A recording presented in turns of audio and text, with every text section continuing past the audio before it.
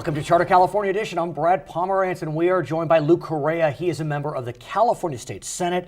And, sir, you have been in Sacramento on and off for a decade or so, I guess you could say. Well, actually, 14 years, and it's been blessing. I was only going to be there a few years, and look. I was going to say. So decade and a half. Right, so you have enjoyed some good times and some bad times, fiscally, I should say. Mostly bad times. Right. I got there right when the dot-com boom was growing, and then I got there when it blew up, and as you know, we've had deficits and a major recession in the last 12 years that have been brutal. But who would have thunk that while you were still in office, there would be a surplus that's possibly nearing $5 billion? Did you ever expect? No, we did not, and it's actually the good news and some good news. Yes. Clearly, you know, this year, fiscal year 13-14, we've got a budget of about $99 billion, about 100. It's not as big as they used to be, but in this next year, from 13 means summer on to the next year, it's going to be about 107. So we got a little bit about 10% growth. A lot of that is already accounting for. You say happy days are here again. But a lot of that, 50% is going to go to education, and a lot of that is going to go back to paying what the wall of debt is. Now, wall of debt, you think, wow, but it's really paying back all the money we borrowed from education. So it's really pushing money back into education. And I want to talk about the wall of debt. And it's interesting when you discuss that topic and subject because definitions matter. But let's talk about just the bona fide amount that we owe, not unfunded liabilities, but the question of loans and deferred payments. About $25 billion. The governor is very committed to attacking that head on. But do you feel as if he is committing enough with this surplus to attack the wall of debt? Should he be paying more down, or should he be paying less down and reinvesting in social services? And I think every senator, every legislator is going to have to answer that question depending on what his district tells him to do. For example, a lot of people say, you know what, pay it all back. And then you look at we made some very nasty cuts, ugly cuts in the last 10 years. We cut autism for children, autism healthcare, stuff that'll, you know, come back to haunt us. And as you know, we've got an issue of how much do we pay for, you know, keeping our prisons, so to speak. No doubt. Public safety. Let me ask you about your district, because I think it's fair to say you are in somewhat of a bellwether district. It's a district that is not too red, not too blue. And so I have to think that people are asking, what are Lou Correa voters saying about the wall of debt, and should we pay it down or should we reinvest? I think we do a little bit of everything. And is that what your voters are saying? Yes, with the goal of good government, good management. It's not about do we raise taxes, big government, no government, rather it's how can you do the best job of running government? Well, what about cutting taxes? We do have a surplus. Well, if that Prop 30 would not have passed, we would not have a surplus. We would be back into a deficit. So I think that's what is really driving Jerry Brown, because he's saying, look, guys, we have a surplus, but if once in 5 years those tax increases go away, we're going to be back in a deficit. So let's not say happy days are here again. Don't open the champagne bottles yet, but let's invest in what's going to keep California moving ahead. What about the underfunded, unfunded liabilities, the pensions? Because that is an albatross that is weighing on the state. You know, we know, for example, CalSTRS, $80 billion of unfunded liability. If you take all of California's pensions, over $200 billion. Not money due today, but the actuarial charts show that those are underfunded. And 10, 15 years ago, the actuarial chart said happy days were here again forever. Well stated. And when we had 8-9% growth on our pension, stocks were going up 8-9%. Everybody said no problem. Now that we're saying, well, we're not going to have that kind of growth, now we have the underfunding. So what it says is we implemented some reforms at the state level, saying we're going to change the formulas. Is it enough? I think we have to probably do more. But the fact of the matter is we have to move cautiously forward when it comes to pensions.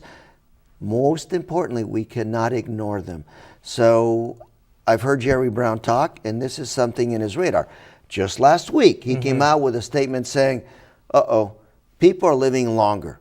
Good thing, of course, but it's going to cost us another few billion dollars. So it's about management. Prudent management. Jerry Brown has also been quite relentless on his desire to see high-speed rail take off in the state of California.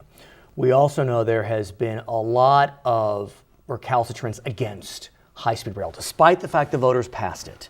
The courts have not been kind to Jerry Brown. His friends on the Republican side have not been kind, especially in the federal Congress. Where do we stand? And the friends on the Democratic side, also, far left, yeah, have not been kind to him either. On the environmental side. That's correct. So where do we stand? Let's talk about Jerry and what I believe Please. he's thinking.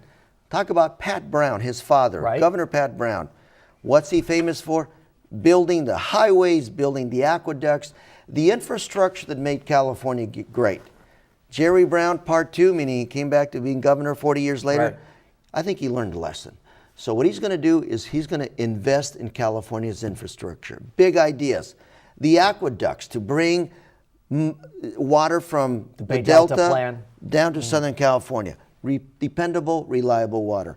Number two, high-speed rail. Controversial, yes, but so was building the 5 freeway from Los Angeles to Orange County 50 years ago. Everybody said, this is scandalous. How can you build a 6-lane highway It's not to enough Little now. Orange Right. County? Right. 100 years ago when they built the Intercontinental Railroad. That was also controversial. I understand. But the bottom line is, if you look at the proposition that allows high-speed rail to march forward, it requires funding sources. And those funding sources have not been fully identified. And so the courts have really hammered the state on that question. So, you have the courts hammering the state, you have Republican congressmen in D.C. hammering the state, you have voters that are a little nervous, you have, as you described, environmental lefties a little nervous. So how do you build that coalition so this stays on track, if I can use that metaphor? I think Jerry's got to provide the leadership, and he has, saying we're going to do this, and we're going to move forward. The courts will have their issues. Others in Congress have their issues. I mean, look, at the federal level, I don't think you get anything done. They're so divided in Washington. That's It's a whole other terrible. conversation, Yeah, right? that's another. But in Sacramento, I think most people are moving in the same direction.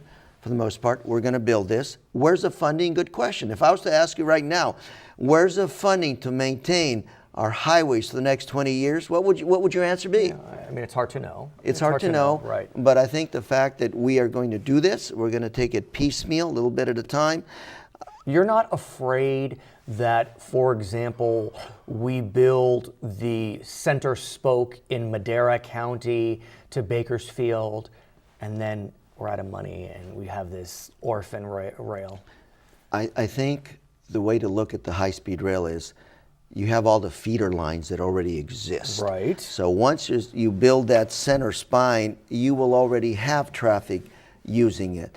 The issue really is one that I think is a legitimate one is this is supposed to be high-speed rail. You're supposed to have trains going at 500 miles an hour through California. Is that going to happen? But the proposition requires that that's what I'm saying. From That's LA a to San trick. Francisco that it goes 2 hours and 20 minutes. That's the trick. And that's why I said it's a legitimate question. Will you have it useful utility in terms of moving goods, people across the Central Valley? Yes. The question is, you're going to get it up to 300 miles an hour. So where does high-speed rail move from here? We know the court has asked for an expedited review, meaning the higher court is telling the lower courts to expedite any review on these questions. I mean, are the Democrats going to hold firm on this and support the governor on this plan? Because, like you said, it's it's controversial. Well, I'll be honest with you, between you and me. Oh yeah, no one else. I think most Democrats are going to hold. Really? I'm going to hold because I think it's a great investment for the state of California. It's going to provide jobs for every construction job that you have. Right. You can have 3 or 4 others in the community.